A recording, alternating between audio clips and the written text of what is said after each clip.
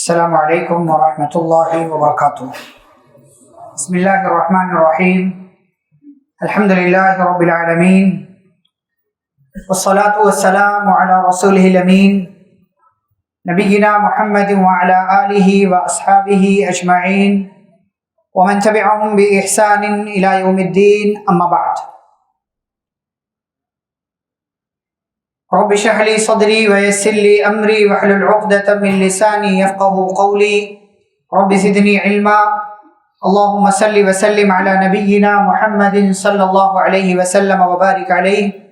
اللهم انك عفو تحب العفو فاعف عنا، اللهم انك عفو تحب العفو فاعف عنا، اللهم انك عفو تحب العفو فاعف عنا۔ محترم حاضرین مجلس اور معزز خواتین، رمضان المبارک 1447 ہجری کے اس سفر کی یہ ہماری آخری مجلس ہے، اور اس آخری مجلس میں صحابہ کرام رضی اللہ عنہم اجمعین کے تذکرے کے اس سلسلے میں ہم اس عظیم صحابی کا تذکرہ کر رہے ہیں جنہوں نے اسلام کو، مسلمانوں کو ہر اعتبار سے مضبوطی، طاقت و قوت اور ہر اعتبار کا حوصلہ عطا کیا۔ یہ وہ نام ہے کہ جس نام سے ایوان باطل میں کپکپی طاری ہے، جس نام سے تحریکیوں، اخوانیوں اور شیعہ نوازوں، خوارج اور ان جیسے تمام گمراہ فرقوں کی مجلسوں میں ایک ہنگامہ بپا ہوا ہے۔ اور یہ آج کی بات نہیں ہے، جب سے یہ نام ہے، جب سے یہ صحابی ہیں، جب سے یہ شخصیت ہے، تب سے ایوان باطل میں لرزہ طاری ہے۔ ہم سبھی جانتے ہیں، اس سے پہلے ہم کئی بار تذکرہ کر چکے ہیں کہ ہم 29ویں رات میں انشاءاللہ خال المؤمنین پیارے نبی صلی اللہ علیہ وسلم کے برادر نسبتی، ہم تمام مسلمانوں کے ماموں اور پیارے نبی صلی اللہ علیہ وسلم کی جانب سے کاتبین وحی میں شامل ایک پیارے صحابی سیدنا معاویہ بن ابو سفیان رضی اللہ تعالی عنہما کا تذکرہ کر رہے ہیں۔ انشاءاللہ باتیں بہت مختصر ہوگی، ٹو دا پوائنٹ ہوگی، اور بڑے کم وقت میں انشاءاللہ ہم بات ختم کرنے کی کوشش کریں گے۔ معاویہ ان کا نام ہے، ابو سفیان ان کے والد کا نام ہے۔ ان کا جو خاندان ہے آپ جانتے ہیں، کون سا خاندان ہے؟ کون سا؟ بنو امیہ۔ اس سے پہلے ہم ایک اور صحابی کا تذکرہ کر چکے بنو امیہ میں سے، عثمان بن عفان رضی اللہ تعالی عنہ، بڑا مضبوط خاندان۔ بنو ہاشم کے ٹکر کا کوئی خاندان تھا تو بنو امیہ، بنو ہاشم کے ٹکر کا کوئی خاندان تھا تو بنو امیہ۔ اسی خاندان سے حضرت امیر معاویہ رضی اللہ تعالی عنہ ہجرت سے 18 سال پہلے حضرت معاویہ رضی اللہ تعالی عنہ پیدا ہوئے۔ گویا کہ جب پیارے نبی صلی اللہ علیہ وسلم کو نبوت ملی تو ان کی عمر کتنی تھی؟ 5 سال۔ ان کی عمر 5 سال، اس کے بعد 13 سال آپ صلی اللہ علیہ وسلم مکہ میں رہے، پھر ہجرت کر کے گئے۔ ہجرت جب آپ نے کی تو ان کی عمر 18 سال تھی۔ مسلمان نہیں ہوئے مکے میں، کیونکہ ان کے ابا جو تھے اپنے قبیلے کے خاندان کے سردار تھے، اور معاویہ رضی اللہ تعالی عنہ کا شروع میں اپنا کچھ نہیں تھا۔ اس لیے آپ وہ واقعہ جانتے ہیں کہ ایک خاتون نے، ایک صحابیہ نے نبی صلی اللہ علیہ وسلم کو بتایا، اللہ کے نبی 2 لوگوں کا پیغام نکاح میرے پاس آیا، کس کا قبول کروں؟ کہا کون کون؟ کہا ابو جہل اور معاویہ بن ابو سفیان۔ تو آپ نے کیا کہا؟ معاویہ بن ابو سفیان تو غریب آدمی ہے، فسعلوکن، کچھ ہے نہیں ان کے پاس، لا مال لو، غریب ہے، یعنی ابا پر ڈیپینڈ ہے، ان کا اپنا کچھ نہیں ہے، تو اس لیے یہ رشتہ قبول مت کرو۔ معاویہ بن ابو سفیان رضی اللہ تعالیٰ عنہ کا اپنا کچھ نہیں تھا، باپ پر ڈیپینڈ تھے، اور باپ کا ڈر بھی تھا کیونکہ باپ سردار ہے مکہ، ابو سفیان رضی اللہ تعالیٰ عنہ۔ تو بہرحال حضرت معاویہ بن ابو سفیان رضی اللہ تعالیٰ عنہ کی نمایاں خوبی آپ دیکھیے کہ زمانے جاہلیت، یعنی زمانے جاہلیت کا مطلب یعنی ان کے اپنے اسلام قبول کرنے سے پہلے حضرت معاویہ رضی اللہ تعالی عنہ نے ایک بھی جنگ میں شرکت نہیں کی۔ یعنی جنگ بدر ہوئی، جنگ احد ہوئی، جنگ خندق ہوئی، اور جو ہے یہ 3 بڑی جنگیں ہوئی مسلمانوں کے اور مکہ کے کافروں کے درمیان، لیکن معاویہ رضی اللہ تعالیٰ عنہ کسی جنگ میں نہیں آئے۔ حالانکہ جنگ بدر میں عمر 20 سال، احد میں 21 سال، اور جنگ خندق میں جو ہے 23 سال کی عمر ہو چکی ہے، لیکن معاویہ رضی اللہ تعالیٰ عنہ کسی بھی جنگ میں کافروں کی طرف سے نہیں آ رہے، شریک نہیں ہوئے. حالانکہ بات کیا ہے، جنگ احد میں سپہ سالار اور جنگ خندق میں سپہ سالار. یہ معاویہ رضی اللہ تعالیٰ عنہ کی فراست تھی، دانش مندی تھی، اور وہ جو ہے جنگوں میں شریک نہیں ہوئے. پھر جب نبی صلی اللہ علیہ وسلم نے صلح حدیبیہ کیا سن 6 ہجری میں، اور معاہدہ یہ ہوا، صلح یہ ہوئی کہ آپ اس سال نہیں آ سکتے مکے میں، اگلے سال آئیے جو ہے 3 دن کے لیے. تو یہ اگلا سال جو آیا ہجرت کا 7واں سال، حضرت معاویہ بن ابو سفیان رضی اللہ تعالیٰ عنہ اس سال مسلمان ہو گئے، صحابی بن گئے. جب آپ صلی اللہ علیہ وسلم مکے میں آئے تھے، لیکن اپنا اسلام ظاہر نہیں کیا، انہوں نے چھپا کر رکھا. بعض لوگوں نے لکھا کہ ان کی ماں کو ہند کو پتا چل گیا تھا، ابو سفیان رضی اللہ عنہ کی بیوی کو، تو انہوں نے کہا اپنے باپ کو نہیں بتانا، چھپا کر رکھو. معاویہ رضی اللہ تعالیٰ عنہ نے چھپا کر رکھا. پھر مکہ فتح ہوا تو فتح مکہ کے دن ان کے پورے خاندان نے اسلام قبول کر لیا. ابو سفیان رضی اللہ تعالیٰ عنہ، ہند رضی اللہ تعالیٰ عنہ، جتنے لوگ تھے سب مسلمان ہو گئے. اچھا، ان کے ایک بھائی ہیں اور ان کی ایک بہن ہے، دونوں پہلے ہی مسلمان ہو چکے تھے. بہن کون ہے؟ کس نام سے مشہور؟ ام حبیبہ رملہ بنت ابو سفیان رضی اللہ عنہ، پہلے مسلمان ہو گئے اور نبی صلی اللہ علیہ وسلم نے ان سے نکاح کیا. ایک بھائی ہے ان کے یزید بن ابو سفیان، ان کا ایک بیٹا ہے. حضرت عمر امیر معاویہ رضی اللہ تعالیٰ عنہ کے ایک بیٹے ہیں جن کو دنیا جانتی ہے، گالیاں دیتی ہے، یزید بن معاویہ. لیکن ان کے ایک بھائی ہے، ان کا نام بھی کیا ہے؟ یزید ہے.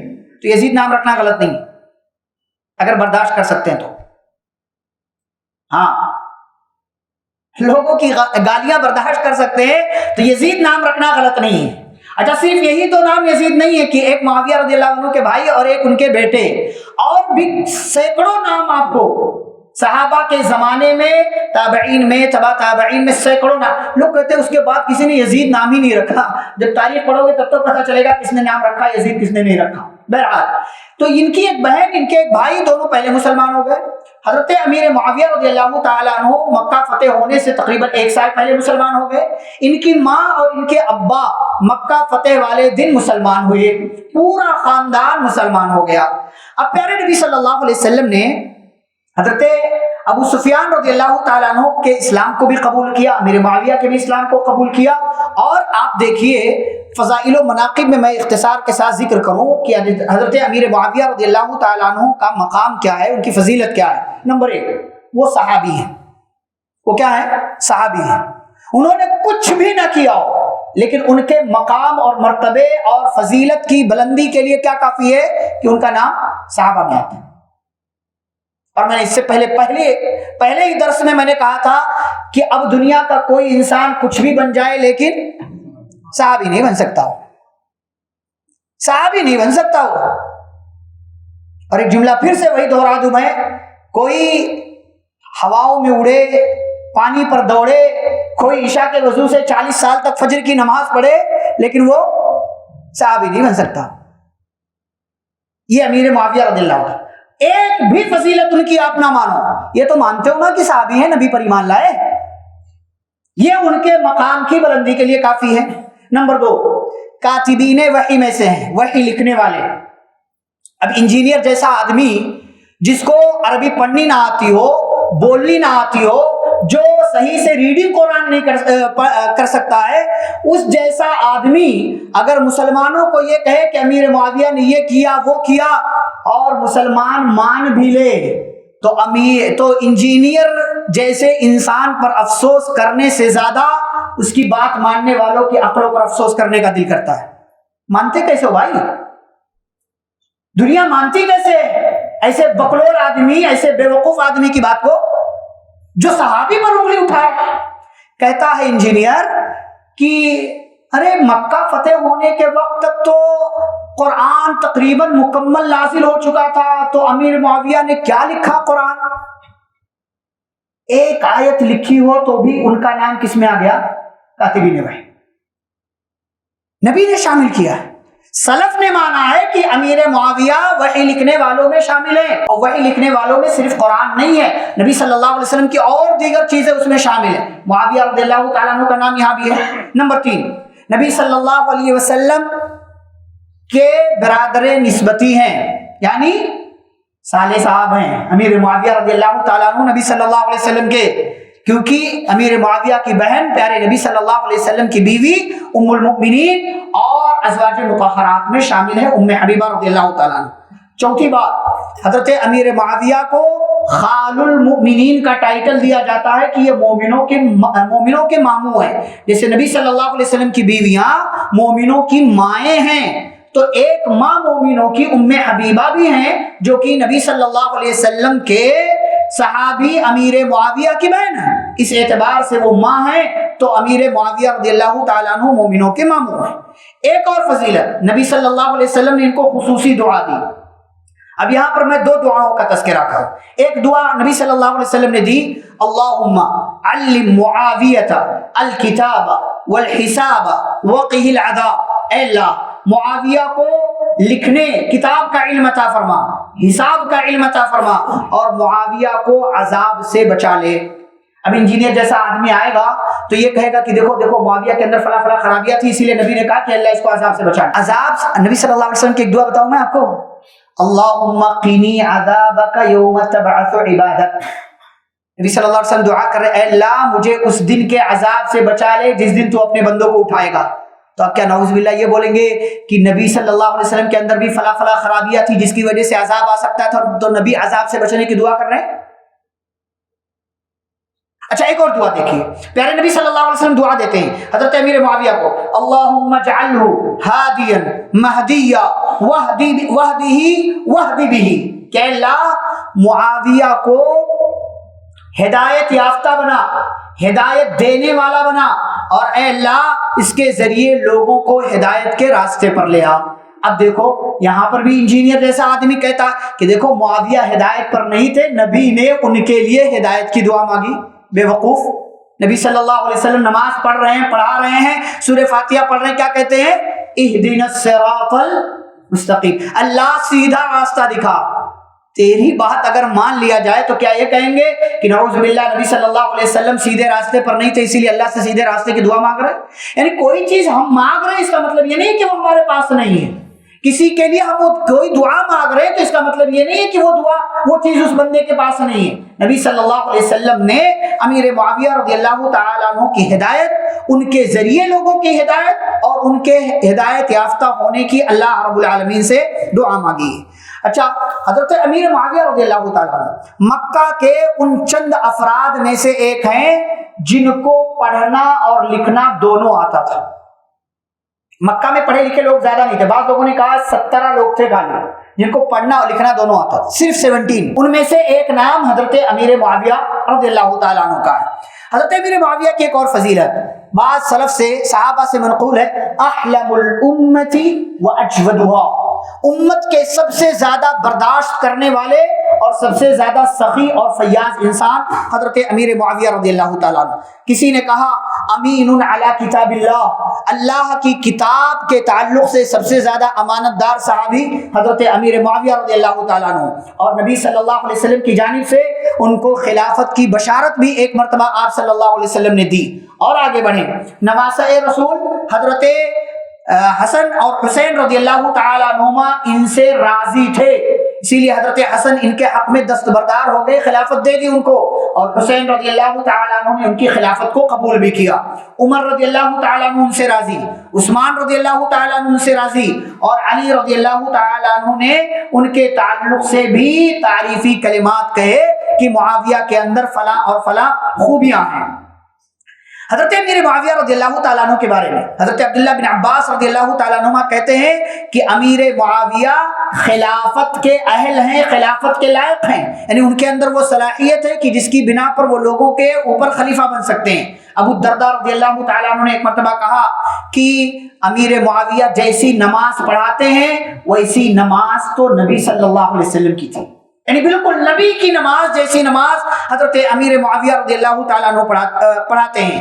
बाज़ ने कहा कि अमीर मुआविया दुश्मनों पर कहर और बिजली बन करके गिरने वाले थे कि जिससे बातिल के ऐवानों में लर्ज़ा तारी हो गया कि हजरत अमीर मुआविया रज़ियल्लाहु ताला अन्हु और अली रज़ियल्लाहु ताला अन्हुमा के दरमियान इख्तिलाफ हुआ। दुनिया जानती है और आप भी जानते हैं कि जंगे सिफ़ीन इन दोनों के दरमियान हुई। دونوں کا اپنا اپنا موقف تھا، دونوں کی اپنی اپنی رائے تھی، اجتہاد تھا، اور اجتہاد پر بھی ایک ثواب ملتا ہے، اجتہاد پر بھی ایک ثواب ملتا ہے۔ اب اس جنگ کا تذکرہ کر کے کوئی جو ہے علی کو برا بھلا کہہ رہا ہے رضی اللہ عنہ، کوئی امیر معاویہ رضی اللہ تعالیٰ عنہ کو برا بھلا کہہ رہا ہے۔ آپ دیکھیے امیر معاویہ کا اسٹینڈ کیا ہے۔ امیر معاویہ رضی اللہ تعالیٰ عنہ علی رضی اللہ تعالیٰ عنہ کے درمیان خلافت کے لیے نہیں، دین کے مسئلے میں نہیں، کسی اور چیز کے لیے نہیں، عثمان رضی اللہ عنہ کے قاتلوں سے قصاص اور بدلہ لینے کے لیے بحث چل رہی ہے کہ بدلہ لیا جائے یا حالات سے ابھی مقابلہ کر کے نمٹ لیا جائے، رکا جائے۔ امیر معاویہ رضی اللہ تعالیٰ عنہ کے علی رضی اللہ تعالیٰ عنہ کے اس اختلاف کا فائدہ رومی بادشاہ نے اٹھانا چاہا۔ حضرت امیر معاویہ رضی اللہ تعالیٰ عنہ کو لیٹر لکھا، سنا ہے کہ تمہاری اور علی کی انبن چل رہی ہے، کچھ بگاڑ چل رہا ہے، آ جاؤ ہمارے پاس، ہم تمہیں عہدہ اور منصب دینے کے لیے تیار ہیں۔ ہماری آپس کی لڑائیوں کا فائدہ تیسرا اٹھاتا ہے، موقع نہیں دینا چاہیے۔ حضرت امیر معاویہ رضی اللہ تعالیٰ عنہ نے اس خط کا، اس لیٹر کا جواب کیا لکھا؟ جواب لکھنے سے پہلے حضرت امیر معاویہ نے ایک شاندار جملہ کہا جو تاریخ کی کتابوں میں محفوظ ہے، کہا یا کلب روم، اے رومی کتے۔ سیدھا اس انداز میں مخاطب کیا، دو ٹوک، اے رومی کتے سن، میرا اور علی کا معاملہ آپس کا معاملہ ہے، اختلاف ہے، لیکن کل کو اگر اسلامی لشکر دشمنوں کے مقابلے میں جاتا ہے تو معاویہ علی کی فوج کا ایک ادنا سپاہی بن کر کے اگلی صفوں میں رہے گا اور دشمنوں سے مقابلہ کرے گا۔ یہ حضرت معاویہ رضی اللہ تعالیٰ عنہ کا موقف تھا اسلام کے تعلق سے، مسلمانوں کے تعلق سے، اسلامی لشکر کے تعلق۔ لیکن یہ باتیں دنیا بیان نہیں کرتی، یہ باتیں شیعہ بیان نہیں کرتا، یا شیعہ جیسی فکر رکھنے والے لوگ یہ باتیں بیان نہیں کرتے۔ عمر رضی اللہ تعالیٰ عنہ نے اپنے زمانے میں حضرت امیر معاویہ کو شام کا گورنر بنایا، امیر۔ ایسے ہی آپ کو پتا ہے عمر رضی اللہ تعالیٰ عنہ کے ذکر میں بہت سی باتیں ہم نے کی۔ حضرت عمر رضی اللہ تعالیٰ عنہ بہت سوچ بچار کے بعد کسی کو عہدہ دیتے تھے، سارے عہدے پر ہیں۔ ایک بار حضرت حذیفہ بن یمان سے پوچھا عمر رضی اللہ تعالیٰ عنہ نے، کہا حذیفہ جانتے ہیں رازدار رسول، نبی صلی اللہ علیہ وسلم راز کی باتیں ان کو بتاتے تھے، تو منافقین جو نبی کے زمانے میں تھے، منافق لوگ، ان کے نام بھی نبی نے بتائے تھے حذیفہ کو، فلا فلا فلا فلا فلا فلا منافق ہے مدینے میں۔ حضرت عمر رضی اللہ تعالیٰ عنہ نے بلا کر کے پوچھا حذیفہ یہ بتاؤ، میں نے مختلف علاقوں میں جو گورنر بنا کر کے رکھے ہیں ان میں کوئی منافق تو نہیں ہے؟ کوئی منافق؟ اتنی چھان پھٹک کر رہے ہیں، کوئی منافق تو نہیں ہے؟ حضرت حذیفہ بن یمان رضی اللہ تعالیٰ عنہ نے کہا امیر المومنین کوئی نہیں ہے سوائے ایک کے، سوائے ایک کے کوئی منافق نہیں ہے، آپ نے جن کو عہدہ دیا بالکل لائق، ایک بندے کے سوا کوئی منافق نہیں۔ پوچھا کون ہے، لیکن نام نہیں بتایا، راز تھا نا، راز کی حفاظت بھی کرنا تھا، نام نہیں بتایا، کہا ایک بندہ ہے۔ لیکن اب حضرت عمر رضی اللہ تعالیٰ عنہ کی سوچ، ان کی دور اندیشی اور ان کی فراست کی داد دیجئے۔ حضرت حذیفہ کہتے تھوڑے دن نہیں گزرے کہ حضرت عمر رضی اللہ تعالیٰ عنہ نے اس بندے کو اس عہدے سے ہٹا دیا کہ جس کے بارے میں نے کہا تھا کہ صرف ایک بندہ جو ہے منافق ہے، وہ کوئی اور تھا، اس کا نام نہیں۔ اب انہی کے زمانے میں حضرت امیر معاویہ شام کے گورنر ہیں، امیر ہیں، ذمہ دار ہیں، پورا شام دیا ہوا ہے۔ اور شام بولا جائے تو آج کے دور کے کتنے ملک آتے ہیں اس میں؟ کتنے آتے ہیں؟ تقریباً 4 سے 5 ممالک آتے ہیں اس میں۔ اس زمانے کا شام جو آج کے زمانے میں کیا ہو گیا؟ سیریا ہو گیا، آس پاس جارڈن ہے اس میں، اور غالباً لبنان یا کچھ، بہرحال 4-5 ممالک اس کے اندر۔ وہ پرانا شام، اس پورے علاقے کا گورنر اور امیر بنایا حضرت عمر رضی اللہ تعالیٰ۔ عمر رضی اللہ عنہ کی وفات ہو گئی، حضرت عثمان خلیفہ بنے، حضرت عثمان رضی اللہ تعالیٰ عنہ نے بھی ان کو شام کی گورنری پر باقی رکھا۔ عثمان رضی اللہ عنہ شہید ہو گئے 12 سال کے بعد، علی رضی اللہ تعالیٰ عنہ ان کو شام کی گورنری پر باقی رکھا۔ یہ 20 سال تک گورنر رہے ہیں، 20 سال تک۔ حضرت علی رضی اللہ عنہ شہید ہو گئے، حسن رضی اللہ عنہ خلیفہ بنے، 6 مہینے خلیفہ رہے، وہ خلافت سے دستبردار ہو گئے، اور حضرت امیر معاویہ رضی اللہ عنہ کو خلیفہ بنا دیا گیا۔ تو اب یہاں سے حضرت امیر معاویہ کی خلافت کا دور شروع ہوتا ہے، اور یہ کتنے سال؟ 20 سال۔ 20 اور 20 40 سال تک صحابہ کی پوری جماعت میں سے کوئی اتنے لمبے عرصے تک عہدے پر نہیں رہا. اب اس کو شیعہ دوسرے اینگل سے بولے گا نہ معاویہ سے سب ڈرتے تھے, معاویہ نے زبردستی کی, یہ کیا وہ کیا, دس اور دیٹ بولتے رہو تم. زبانوں کا کیا ہے؟ دنیا میں سب سے آسان کام کیا ہے؟ گالی دینا. سب سے آسان کام. بند کمرہ ہو, اے سی ہو, موبائل ہو, لیپ ٹاپ ہو, دنیا جس کو چاہو گالی دے دو, فلاں ایسا ہے, وہ ایسا ہے, وہ ایسا ہے, یہ ایسا ہے. زبان بہت آسان ہے, بہت آسان ہے. ہاں 40 سال تک گورنری کرنا ہو, خلافت کرنا ہو تو پتہ چلے. جن کے اپنے گھر میں نہیں سنی جاتی ہے وہ دنیا کو بتاتے کہ امیر معاویہ ایسے تھے. افسوس. اور لوگ قبول بھی کر لیتے ہیں, لوگ قبول بھی کر لیتے ہیں. ابھی دیکھیے عید آنے والی ہے, بال کٹ کروانا کس کے پاس جاتے؟ جام کے پاس نا, درجی کے پاس جاتے کیا کہ کینچی ہے بھائی تو بھی کاٹ دے. درزی کے پاس جو ہے نہیں جاتے. کپڑا سلوانے کس کے پاس لے جاتے؟ ڈاکٹر کے پاس نہیں جاتے. ہاں دین کوئی بھی بولے. ابھی ہمارے پاس ایک پرچی آئی, کوئی خاتون ہے, محترمہ ہے, عورتوں کی جماعت میں جا کر کے بولتے ہیں کہ نہیں اعتکاف مسجد میں نہیں کرنا, گھر میں کرنا, یہ نہیں کر سکتے, وہ نہیں کر سکتے. کوئی ذمہ داری نہیں ہے. بول کیا رہے ہو زبان سے؟ کچھ فرق نہیں پڑتا. ان السمع والبصر والفؤاد كل اولئک کان عنہ مسئولا. کہ کان آنکھ دل سے پوچھا جائے گا. بھائی پتا تھا کیسے بول دیا؟ مطلب جس کو آرام ان میں کچھ بھی بول رہا. دین کی بات نہیں ہے, صحابہ کا تذکرہ نہیں ہے, پیارے نبی صلی اللہ علیہ وسلم کی پیاری باتیں صحیح حدیث سے ثابت ہے. کیا کیا لوگ بیان کر رہے تھے, کچھ بھی بول رہے ہیں اور دنیا مان رہی ہے. دین کی باتیں لوگ جذباتی ہو جاتے ہیں. ہاں اچھا یہ بھی ہے, یہ بھی ہے. کتنے دن بھر میں یہ ثابت ہے کیا؟ لوگ ویڈیو کلپ بھیجتے 5 منٹ کی, مولانا سن کر بتاؤ نا ثابت ہے کہ نہیں ثابت. ہاں 5 منٹ کی ویڈیو ہم سنے, پھر تمہیں بتائیں ہم. وہ جس کی ویڈیو اسی سے پوچھو بولا کہاں سے. ہاں کرے کوئی بھرے کوئی, ہاں غلطی کوئی کر رہا ہے اور سن کر کے ہم بتائیں. سبحان اللہ. اور اسی پر کہتے چارج لگے گا, منہ بنا دے, دین کے نام پر چارج لے رہے. کیوں نہیں لیں گے بھائی؟ تمہارے لیے بیٹھے, تمہارے لیے بیٹھے ہیں کہ تم ویڈیو بھیجو, آڈیو بھیجو, مسائل بھیجو بہت سارے, اور سوچو کہ ہم تحقیق کر کے تمہیں بتائیں. کیوں بتائیں بھائی, کیوں بتائیں؟ ذمہ داری کی چیز ہے. تم دین کہیں سے بھی لے لیتے ہو, آتھینٹک لوگوں سے لاؤ. کوئی بھی آ کر کے دین کے نام پر منہ کھولتا ہے, دنیا تسلیم کرتی ہے. عجیب افسانہ بن گیا ہے. تو حضرت امیر معاویہ رضی اللہ تعالیٰ عنہ 20 سال تک گورنر, 20 سال تک خلیفہ. اور جانتے ہیں سمندری بیڑے کے بانی اور موجد ہیں حضرت امیر معاویہ رضی اللہ تعالیٰ. سمندر میں چل کر کے لڑائی کرنا, اس کے لیے سارے انتظامات کیے حضرت امیر معاویہ رضی اللہ تعالیٰ. آپ معمولی سمجھتے ہیں 41 ہجری سے لے کر کے 60 ہجری تک امیر معاویہ رضی اللہ تعالیٰ عنہ خلیفہ رہے ہیں. اور اسلام کی سرحدیں جو عمر رضی اللہ تعالیٰ عنہ کے زمانے میں 22 لاکھ مربع میل تھی, اس کو 1.5 گنا اور بڑھایا حضرت امیر معاویہ رضی اللہ تعالیٰ عنہ نے اپنے زمانے میں. کیوں؟ حضرت عثمان کے زمانے میں فتوحات رک گئی, فتنے آ گئے. حضرت علی کے زمانے میں فتنے رہے, فتوحات رک گئی شیعہ اور خوارج کی وجہ سے. حضرت علی شہید ہو گئے, حضرت حسن خلافت سے دستبردار ہو گئے. 20 سالوں میں حضرت امیر معاویہ رضی اللہ تعالیٰ عنہ نے خوارج, شیعہ اور ان جیسی فکر رکھنے والے سارے لوگوں کو بہت دوڑایا, بہت دوڑایا. اب جن کے باپ کو امیر معاویہ نے دوڑایا ہے, ظاہر سی بات ہے اولاد کو تکلیف تو ہوگی, اولاد کو تکلیف تو ہوگی.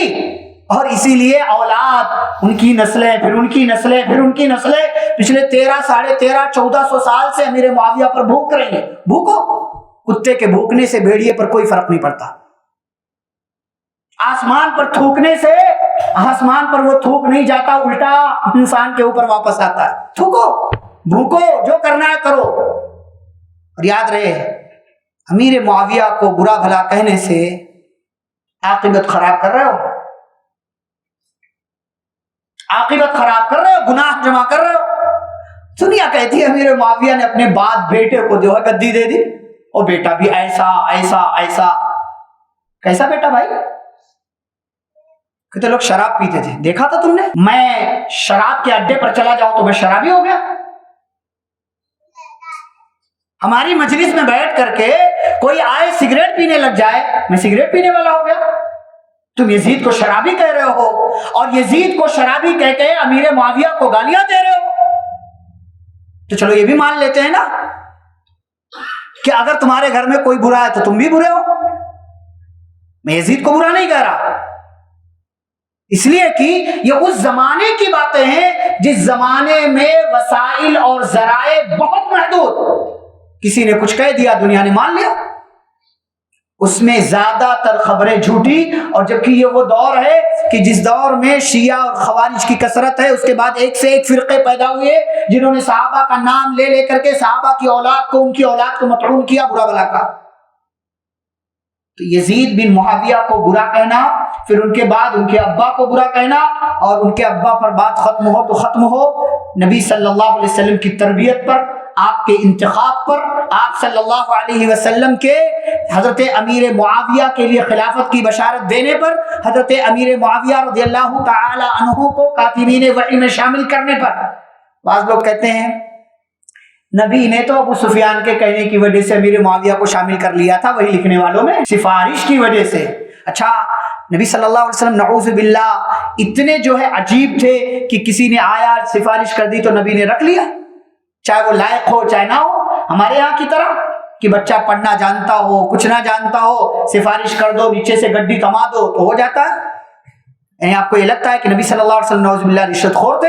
نعوذ باللہ نبی کے یہاں جھوٹی سفارشیں چلتی تھی کہ ابو سفیان نے کہہ دیا، نبی نے مان لیا، فوراً جو ہے ان کو کاتبین وحی میں، نبی صلی اللہ علیہ وسلم صلاحیت کی بنیاد پر انتخاب کیا کرتے تھے۔ تو جس کو برا کہنا ہے کہے امیر معاویہ کو، ہاں، لیکن 40 سال تک دوڑایا ہے، یہ دوڑانے کا حساب و کتاب سب پتا ہے، سب پتا ہے، شیعوں کو بھی خوارج کو بھی، اور آج کے دور کے تحریکیوں اور اخوانیوں کو بھی، لگاتے رہو، عاقبت خراب کرتے رہو۔ بہرحال بہت سی باتیں ہو سکتی ہیں لیکن میں اختصار کر رہا ہوں، ایک دو تین منٹ میں انشاءاللہ گفتگو ختم کرتے ہیں۔ 78 سال کی عمر ہوئی امیر معاویہ رضی اللہ تعالیٰ عنہ کی، جب ہجرت کی نبی صلی اللہ علیہ وسلم نے 18 سال کی عمر، 18 اور ادھر 60 ہجری میں وفات ہوتی ہے، 18 اور 60 78، 78 کی ایج میں 60 ہجری میں دمشق کے اندر جو شام کا کیپٹل تھا، اسی دمشق کو حضرت امیر معاویہ نے اسلامی حکومت کے لیے منتخب کیا۔ پہلے اسلامی حکومت کہاں سے چلتی تھی؟ مدینے سے۔ علی رضی اللہ عنہ نے ان کے زمانے میں کوفہ کو بنا لیا، کوفہ سے حکومت چلتی تھی۔ امیر معاویہ آئے تو انہوں نے دمشق کو بنا لیا، اب دمشق سے اسلامی حکومت۔ کیوں؟ اس لیے کہ پھر مدینہ سینٹرل پوائنٹ نہیں رہ گیا، اس لیے امیر معاویہ نے یہ سمجھا کہ اسلام کی جو سرحدیں ہیں ان تمام سرحدوں کی نگرانی کے لیے بہتر آپشن دمشق کا علاقہ ہے، اس لیے دمشق کو اسلامی حکومت کا کیپٹل بنایا، اور وہیں سے جو ہے سارے انتظامات 60 ہجری تک سنبھالتے رہے۔ بالآخر 78 سال کی عمر ہوئی، اور 78 سال کی عمر میں امیر معاویہ رضی اللہ تعالیٰ عنہ کی وفات ہوئی، اور وہیں دمشق کے علاقے میں ان کی تدفین ہوئی۔ باتیں بہت ساری ہو سکتی ہیں لیکن میں کہہ رہا ہوں اختصار سے بات کرتے ہیں۔ ان کی زندگی سے ہمارے لیے پیغام کیا ہے؟ ایک دو باتیں۔ نمبر 1، فیصلے ہمیشہ حکمت کے ساتھ کرو، یہ نہیں کہ جلد بازی میں آئے، غصے میں آئے، کچھ بھی کر لیا، کچھ بھی کہہ دیا۔ ایک جملہ میں کہتا ہوں کہ ہمیں خوشی میں کوئی وعدہ نہیں کرنا چاہیے۔ ہاں، بعض دفعہ لوگ خوش ہوتے تو وعدہ کر لیتے ہیں، بیٹا تجھے کار دلاؤں گا، گاڑی دلاؤں گا، بعد میں کیا ہوتا ہے؟ بیٹا بولتا رہتا اور یہ دلاتا نہیں۔ ہاں، خوشی میں کوئی فیصلہ نہیں کرنا چاہیے، اور خوشی میں وعدہ نہیں کرنا چاہیے، اور غصے میں کوئی فیصلہ نہیں کرنا چاہیے۔ ہمیشہ تھوڑا سا غصہ ختم ہو جائے، خوشی کے لمحات ختم ہو جائے، آرام سے پھر اس کے بعد وعدے کرو، فیصلے کرو۔ تو ہمیشہ فیصلے حکمت کے ساتھ کریں۔ نمبر 2، آپسی لڑائی سے مخالفین کو فائدہ اٹھانے کا موقع مت دیجیے۔ بھئی گھر کی بات گھر میں رہ جائے نا، کیوں باہر جائے؟ کہتے شاید لوگ مٹھی میں نمک لے کے پھرا کرتے ہیں، زخم تم اپنے زمانے کو دکھایا نہ کرو۔ اپنے زخم لوگوں کو دکھاؤ گے تو لوگ کیا کریں گے؟ نمک لگائیں گے، مزے لیں گے، دنیا آپ کی چیزوں پر ہنسے گی، آپ کو برا سمجھے گی۔ تو آپسی لڑائی سے مخالفین کو، دشمن کو، غیروں کو فائدہ اٹھانے کا موقع مت دو۔ اور ایک آخری بات، ہمیشہ حق کے ساتھ کھڑے رہو۔ پوری دنیا ایک طرف ہو جائے لیکن آپ کا اسٹینڈ ہمیشہ حق کے ساتھ ہونا چاہیے، حق کا بول بالا کرنے والا آپ کو بننا چاہیے اور حق کا ساتھ دیجیے، اسی میں خیر ہے، اسی میں نجات ہے، اسی میں عافیت ہے۔ یہ صحابہ کرام رضی اللہ عنہم اجمعین کے تذکرے کے سلسلے میں یہ آخری صحابی، یہ آخری درس، یہ آخری مجلس تھی، ہم نے ذکر کیا۔ اللہ رب العالمین سے دعا ہے اللہ ہم سب کو صحابہ کرام سے محبت کرنے والا بنائے، صحابہ کرام کی سیرت اور ان کے منہج کو پڑھنے، جاننے، سمجھنے اور صحابہ کرام کے طریقے اور منہج کو اختیار کرنے والا اللہ تعالیٰ ہم سب کو بنائے۔ ہم سبھی کو صحابہ کرام کے جو حقوق ہیں امت پر، ان حقوق کو ادا کرنے کی توفیق عطا فرمائے، ان کے جو احسانات ہیں وہ احسانات ماننے، تسلیم کرنے اور صحابہ کرام کے حق میں دعائیں کرنے کی اللہ تعالیٰ ہم سبھی کو توفیق عطا فرمائے۔ جو اب تک ہم نے اس رمضان نیکیاں کی ہیں، زندگی میں نیکیاں کی ہیں، اللہ تعالیٰ ہماری نیکیوں کو قبول فرمائے، ہمارے گناہوں کو معاف فرمائے، ہم سب کو خیر اور بہترین کاموں کے ساتھ اس دنیا کے اندر باقی رکھے، جب تک دنیا میں زندہ رکھے اسلام اور ایمان پر۔ خاتمہ بالخیر ہو۔ وصلی اللہ تعالی علی نبینا محمد وعلی آلہ واصحابہ اجمعین۔ ربنا تقبل منا انک انت السمیع العلیم۔ والسلام علیکم ورحمۃ اللہ وبرکاتہ۔